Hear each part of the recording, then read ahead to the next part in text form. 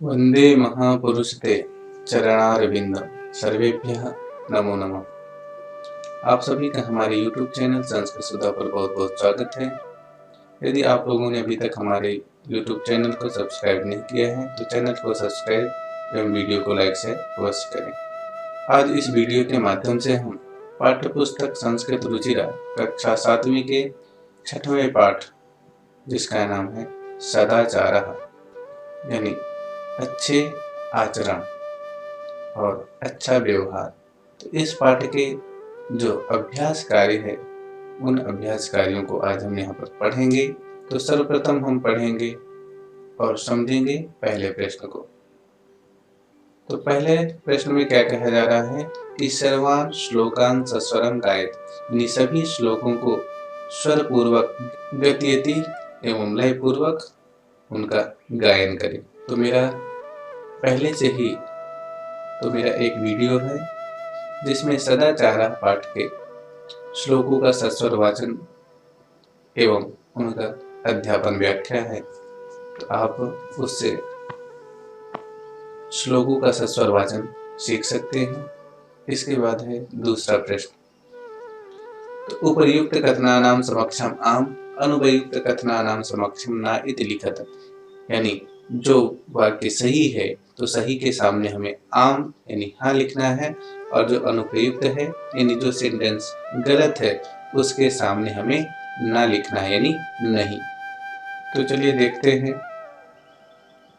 प्रातः काले ईश्वरम स्मरेत, यानी प्रातः यानी जब सूर्योदय होता है सुबह के समय हमें ईश्वर को स्मरण करना चाहिए यानी याद करना चाहिए। तो बिल्कुल ईश्वर को हमें स्मरण करना चाहिए। तो इसका उत्तर जो होगा हमने इसके सामने लिख देंगे आम यानी हाँ।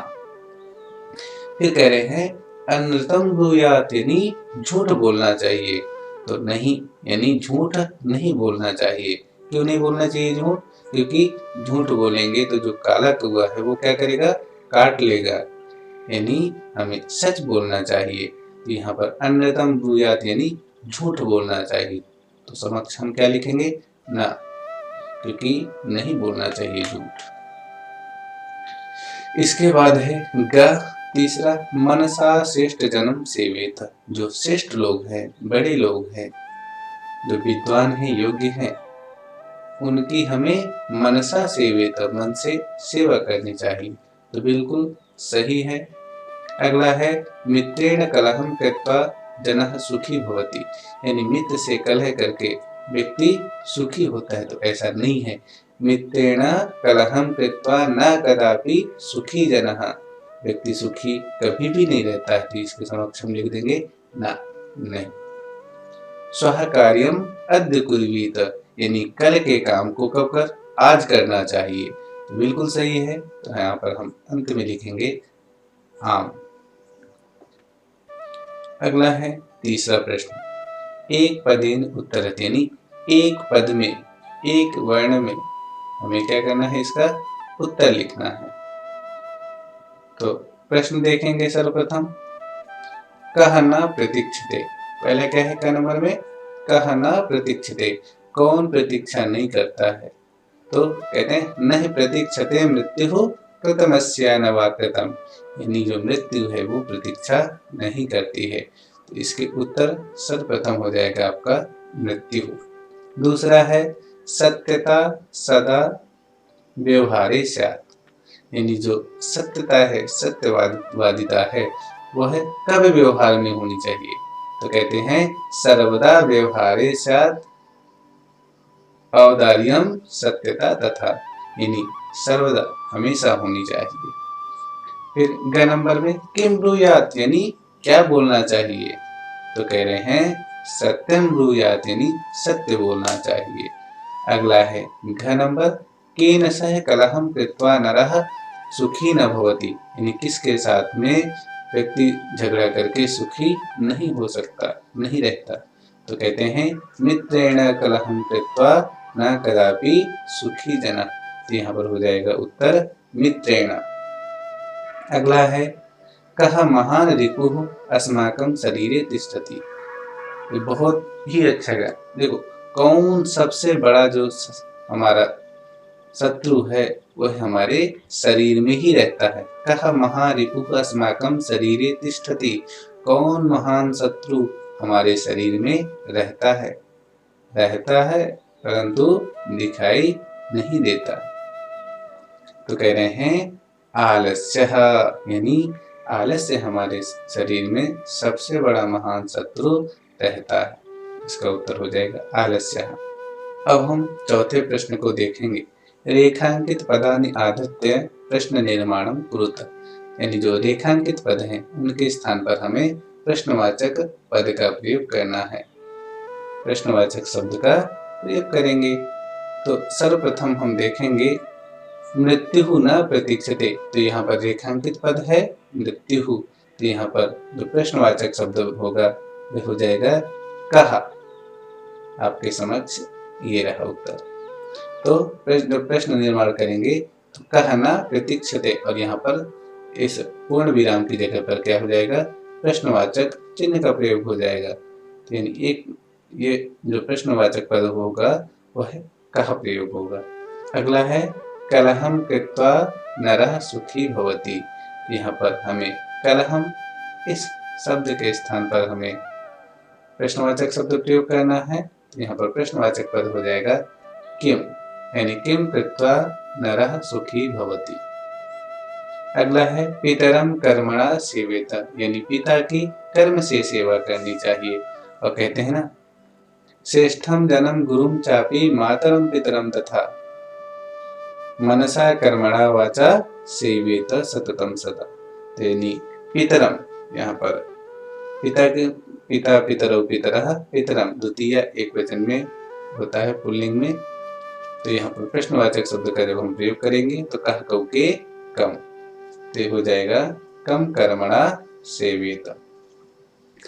इसके बाद है व्यवहारे मृदुता श्रेयसी, व्यवहार में कोमलता श्रेष्ठ होती है। और बिल्कुल यदि हम किसी से बातचीत करते हैं तो हमारी जो वाणी है वाणी में कोमलता होनी चाहिए, कर्कश नहीं होनी चाहिए। तो यहाँ पर मृदुता के स्थान पर प्रश्नवाचक शब्द का प्रयोग कर देंगे का। अगला है पांचवा ग नंबर सर्वदा व्यवहारे द्विजिता विधेया, हमेशा व्यवहार में सरलता होनी चाहिए। तो यहाँ पर सर्वदा के स्थान पर प्रयोग करेंगे प्रश्नवाचक शब्द कदा, यानी कब। कदा व्यवहारे द्विजिता विधेया। अगला है पांचवा प्रश्न। प्रश्न मध्ये त्रीणि क्रियापदानि सन्ति तानि प्रयुज्य सार्थक वाक्यानि रचयेत, यानी पृष्ठ के मध्य में 3 क्रियापद हैं और उनको प्रयोग करके हमें सार्थक वाक्य बनाना है, जिसका अर्थ हो ऐसा वाक्य बनाना है। देखेंगे हम।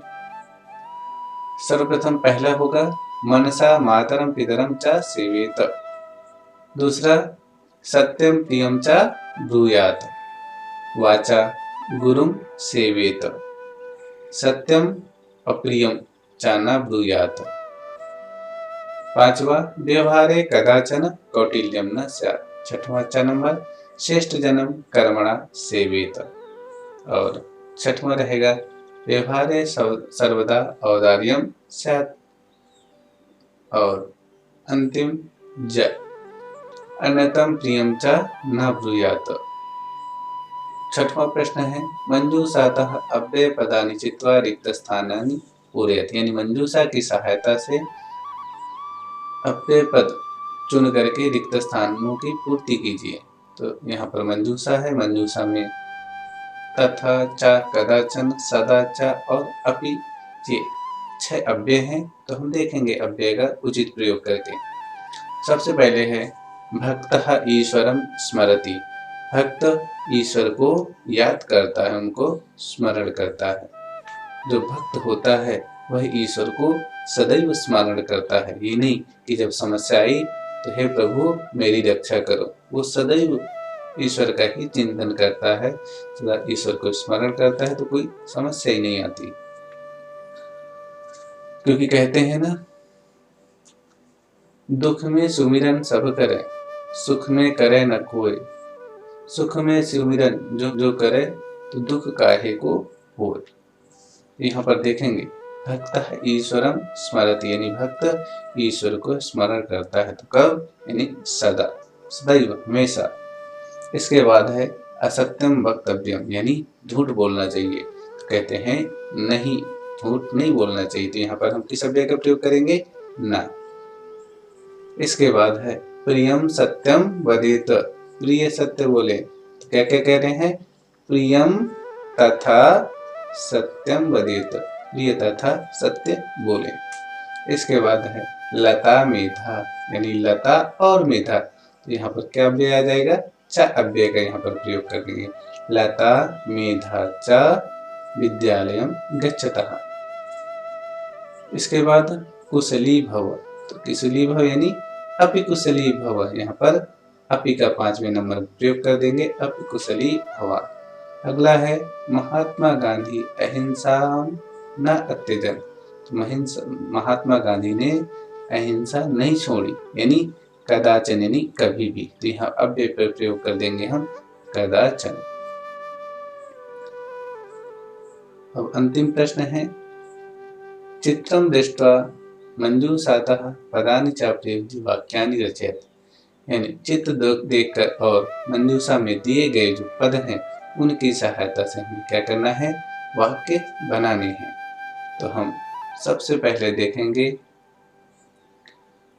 तो जो पहला वाक्य होगा वो होगा, क्योंकि हम देख रहे हैं कि जो चित्र है, चित्र में एक संस्कृत अध्यापक हैं और छात्र हैं, वहाँ पर पढ़ रहे हैं, अध्ययन अध्यापन की प्रक्रिया चल रही है।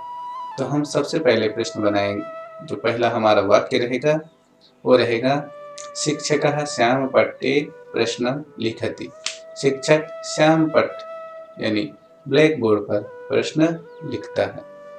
इसके बाद है दूसरा प्रश्न छात्राः पुस्तिकायाम उत्तराणि लिखन्ति, और छात्र उत्तर पुस्तिका, जो उनके पास पुस्तिका है, तो उस पुस्तिका में जो नोटबुक है उत्तराणि लिखन्ति, उत्तर लिख रहे हैं।